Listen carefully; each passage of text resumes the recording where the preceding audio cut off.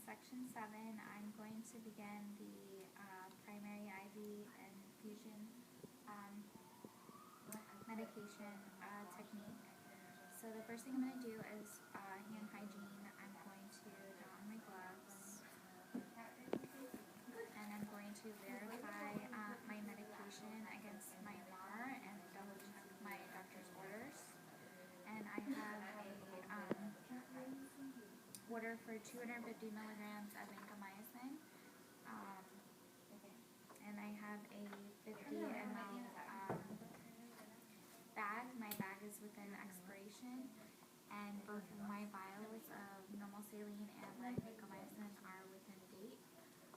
So now I'm going to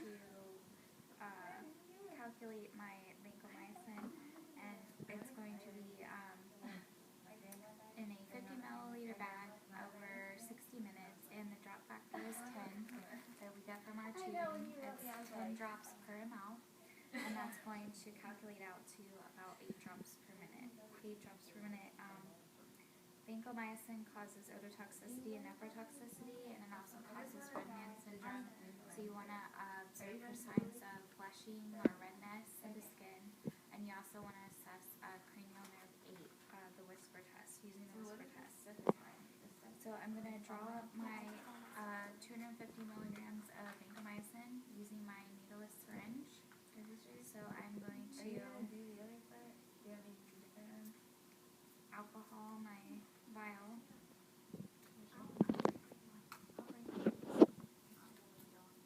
And my vial's intact. And I'm going to draw up 2.5 milliliters of air. Inject.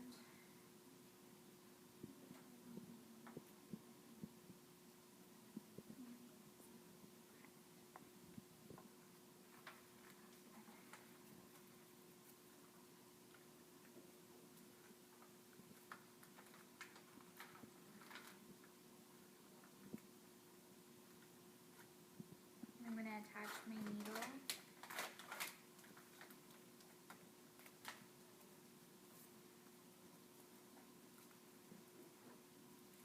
I'm going to alcohol my bag and inject my medication into my bag.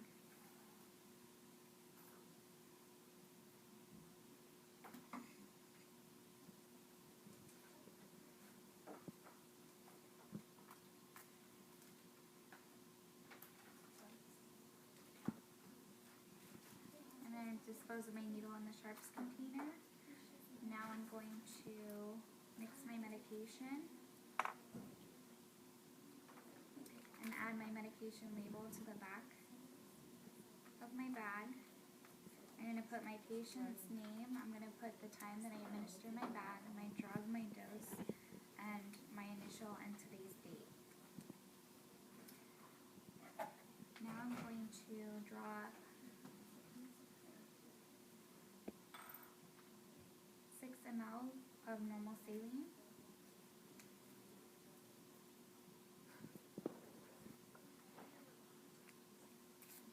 Going to alcohol my vial.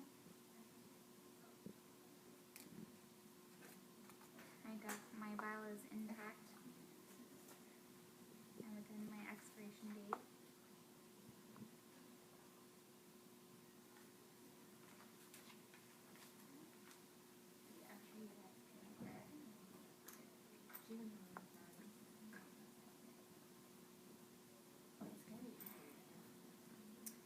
And now I have my 6 ml of my saline, and I am ready to prime my tubing.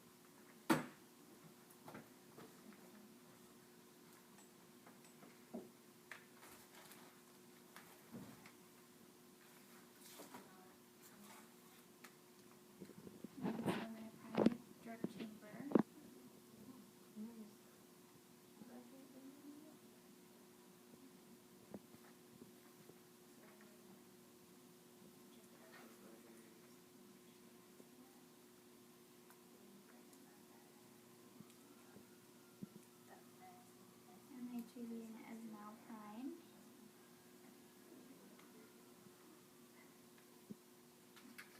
And at this time, I'm going to take off my gloves and perform hand hygiene. And I'm going to go back into my patient's room, and I'm going to introduce myself into the client, and I'm going to assess for any important labs and history of allergies. And so I'm going to now don my gloves.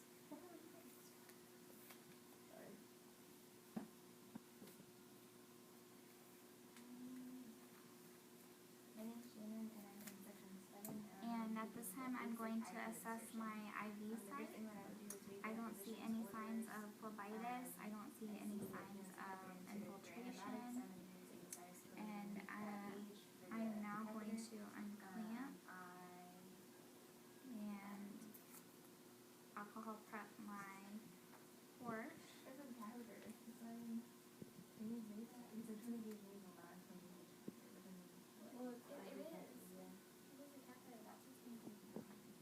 And I'm going to connect my syringe.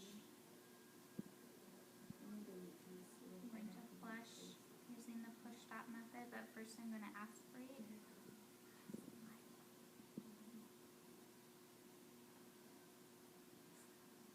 And I have blood return, so I'm going to push stop.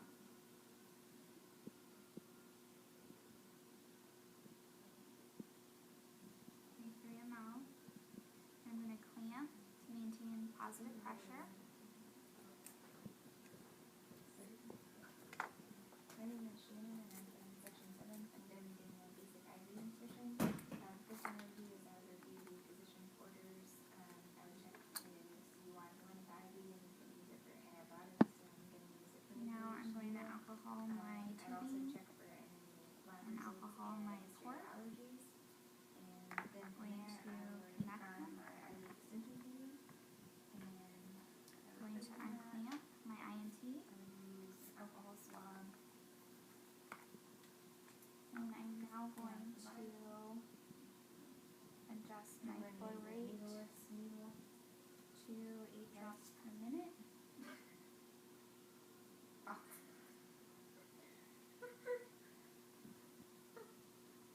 And my flow rate is now adjusted.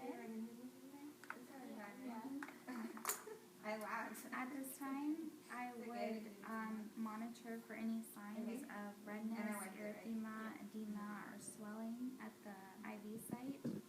I would come back in 1 hour. After my infusion was done, I would do hand hygiene again, and I would don my gloves again. I Just hate to reuse use this. this. Are you sure you guys are needle this?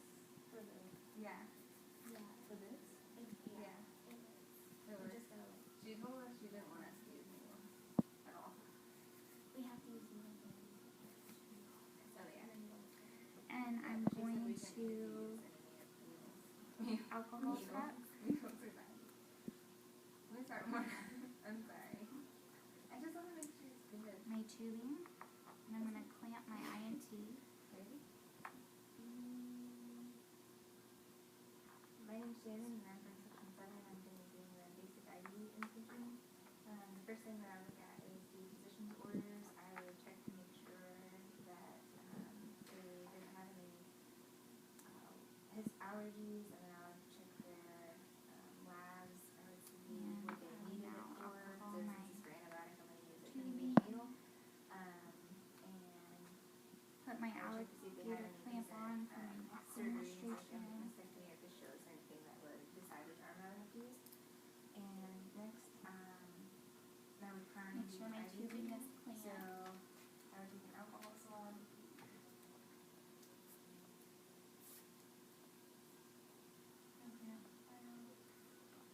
And now we're going to alcohol our port again.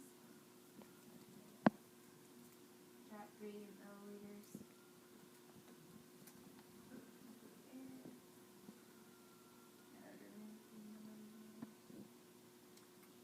We're going to unclamp our INT, attach our syringe. I'm going to remove the needle. Flush using the push-stop method. And I'm going to wipe the We're going to reclamp. incision tube. And then